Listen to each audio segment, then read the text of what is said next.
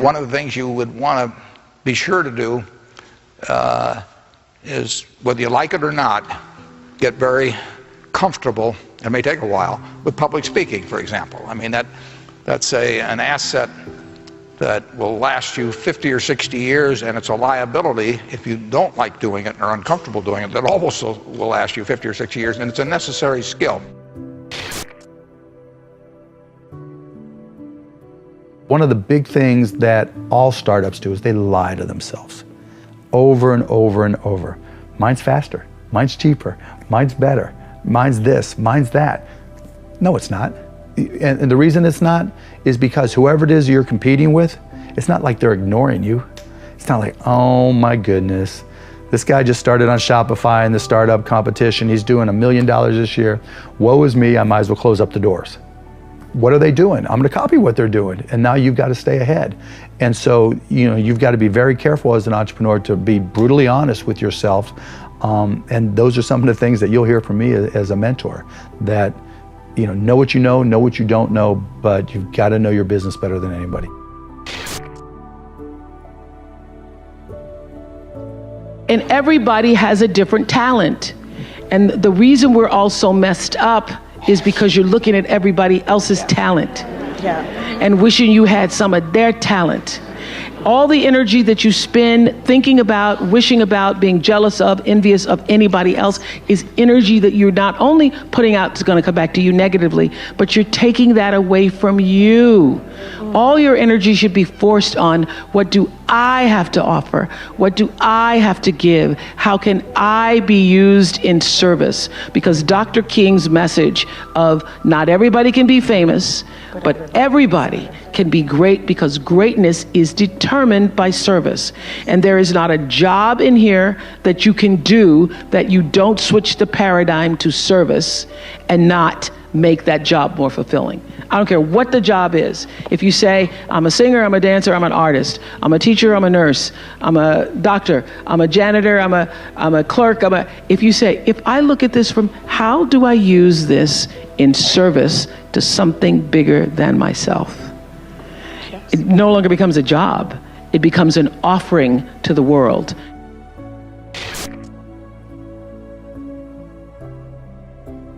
You'd agree with me on this, but in many ways, one of the key factors to legendary success isn't your natural ability. It's not whether you have the right product. It's not whether you're in the right field. It's not whether you've had a blessed background. It's not whether you have the right IQ. I want you to really think about and deconstruct and play with, maybe later tonight in your journal. I want you to deconstruct this idea of confidence. And it seems like a very simple word, but just think about it in your own life. When you have confidence, or we could even call it fire, when you have that fire within you, that confidence, that interior bravery, you almost have this power to do whatever it takes to get your brave vision done. You see, in this world, it's not about, in many ways, your strategy in your business or your ability in your life. It's about this thing called confidence. And we have all had these times in our lives when we are full of confidence. And what other people see as a problem, we simply do see as an opportunity. Other people see it as a stumbling block or a wall, and we see it as a stepping stone or this solution. And so confidence is something that you really want to wire in. Confidence is something you really want to develop. Confidence is a practice. Confidence is a muscle. And like any muscle, the more you focus on it and practice it and train it, the stronger your confidence is going to grow. And I just have to say it again. When you are at a place in your life when there is an ongoing, steady stream of confidence moving through your mindset, moving through your heart set, you do the heroic in your business and you achieve the remarkable in your life. Nelson Mandela is a particularly special case study in the leadership world because he is universally regarded as a great leader.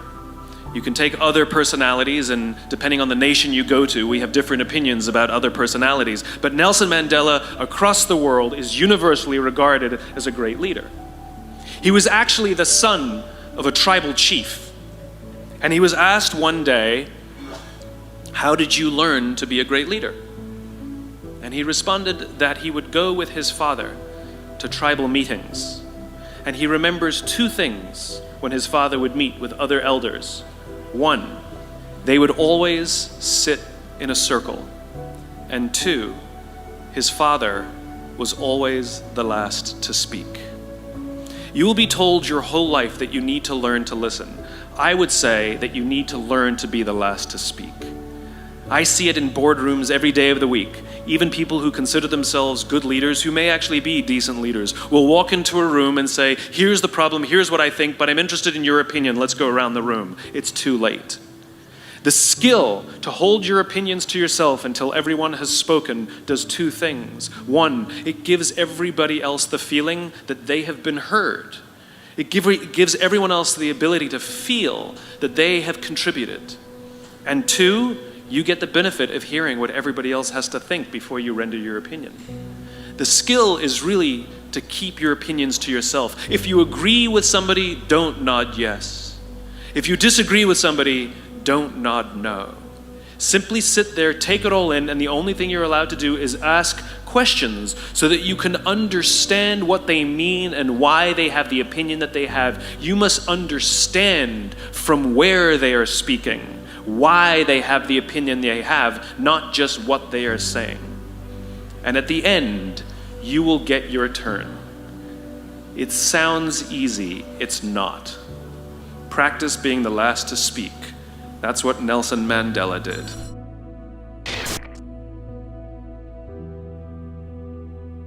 My challenge in our generation is that gradually, through entertainment, through television, through media, through every way possible, we are living in a generation of the dumbing down of ideas.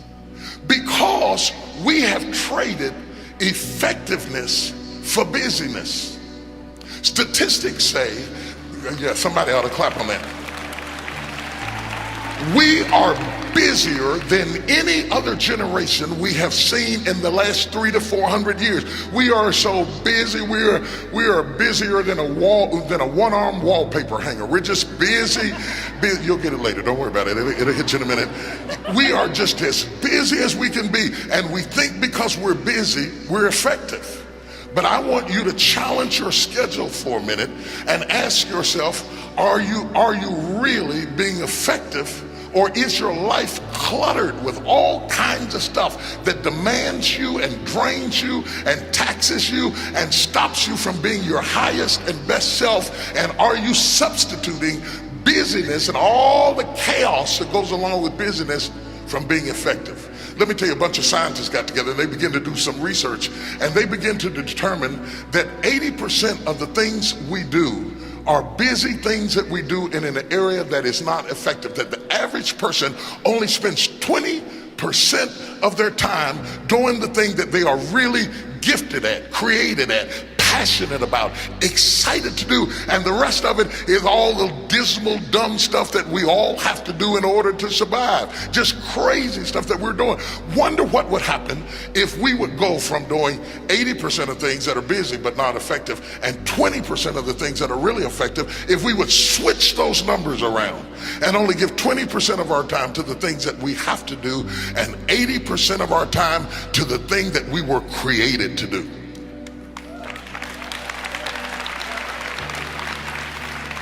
Wonder what would happen to your life. Now think about it a minute. There's a lot of things you could take from me and I could make it. You could take my suit, I got another one. You could take my car, I could get another one. You could take my house, I could get another house. But when you take my time, you have taken something from me that is totally irreplaceable. We take all kind of classes for money management. We know how to manage our money. We know how to repair our houses. We're working on our hair and our bodies and all of this kind of stuff. We do everything except the most important thing is to value our time. It takes time to be creative. You were meant to be creative. You were created in the likeness and the image of a creator, and in that likeness and in that image, you have creativity. If you had time, you would be creative. But in the absence of time and with busyness and clutter and the phone ring, beep, beep, beep. Y'all got music playing on your phone, all kinds of stuff. And no matter what kind of song you put on it, after a while you hate to hear it, because every time you hear that sound, you know it's somebody else wanting something else from you that's taking you away from what you are gifted and creative to do.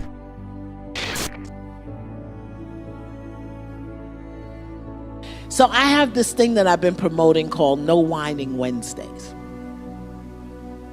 Wednesday, you cannot whine, complain, or criticize.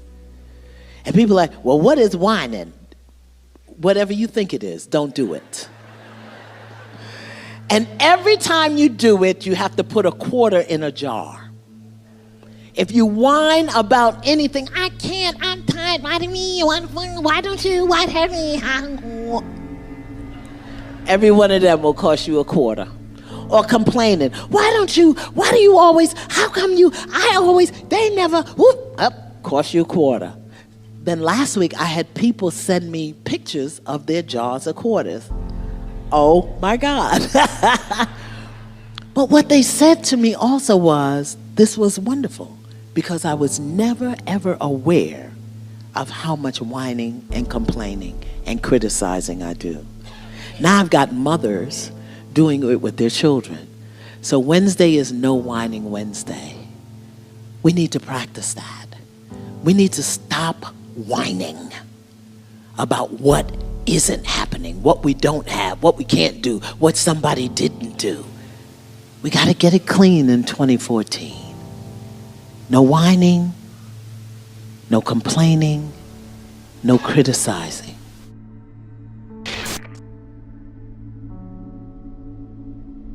If you're living in the past, you're going to be depressed because you are rehashing things that happened to you that are not going to happen again. If you're living in the future, you're going to be anxious because you are anticipating what's coming, or you're wishing for things that aren't happening yet. Being in the present is where the gold is. Being in the present moment is where you will have the greatest control, where you will feel the most at ease, and where happiness flourishes. There's a super tight connection between happiness and the ability to live in the present moment. A lot of people believe that happiness is tied to the things that happen to you. Not so at all.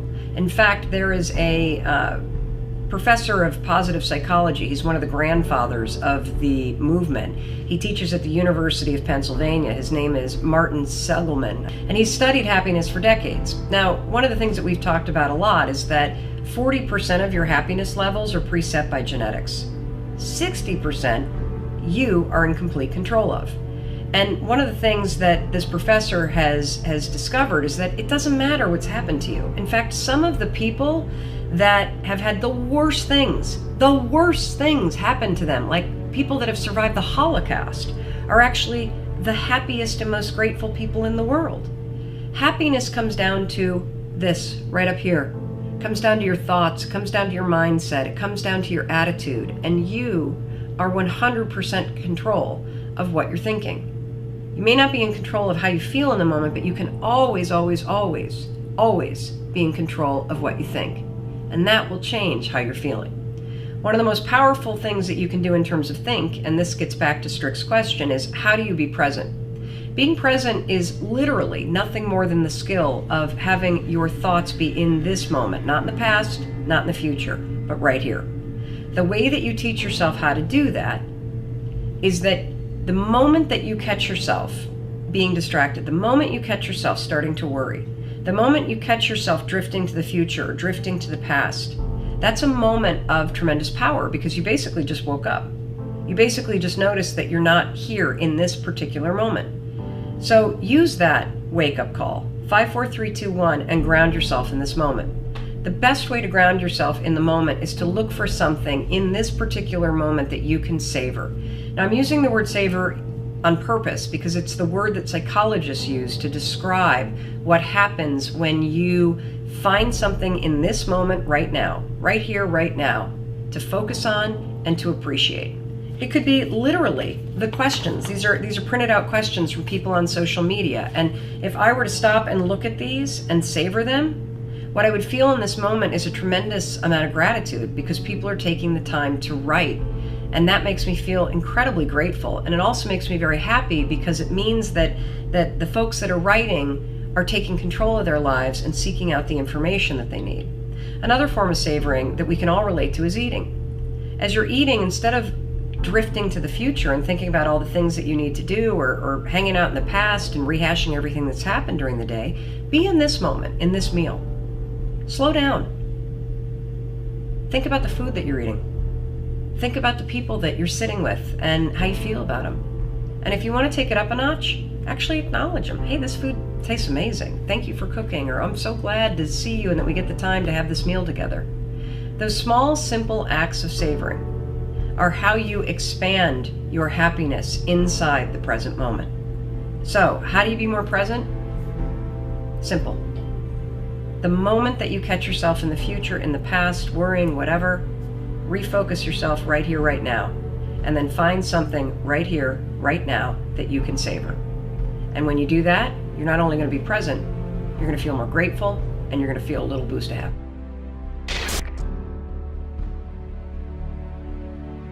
Well, first of all, I prioritize sleep. And that means saying no to things you want to do. It's not easy. No is hard. I think the hardest thing. Yeah. Last night, Sheryl Sandberg interviewed me at the San Francisco Symphony Hall. And then I had to sign books. And I would have loved to go and have dinner with her, but I went to bed. And, because if I had gone out to dinner, and hadn't gotten my at least 7 hours sleep that I need and had to get up early to do TV, I would not be enjoying being here with you now. And I'm really enjoying it. And I'm 100% present. I'm not tired. And I hate being tired more than I hate anything.